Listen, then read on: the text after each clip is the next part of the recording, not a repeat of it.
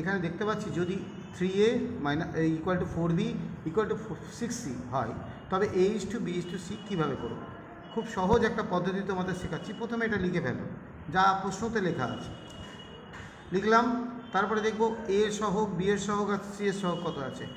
Plane এটার লসাগু করে ফেলো। লসাগু তুমি দেখতে পাচ্ছ 3 দিয়ে ভাগ করা যায়, এটা 4, এটা কত 3 দুগুণে 6, 2 দিয়ে ভাগ করলে 2, 2 দুগুণে 4, 1, অর্থাৎ লসাগু কত হলো, লসাগু হলো 12। এটা গুণ করে 12 হয়। এই 12 দিয়ে প্রত্যেককে ভাগ করে দাও। 12 দিয়ে প্রত্যেককে ভাগ করলে কত হয়, 3a/12, 4b/12 অ্যান্ড 6c/12। এবার যেটা পাচ্ছ সেটাই তার অনুপাত, a/4, b/3, c/2, অর্থাৎ a:b:c,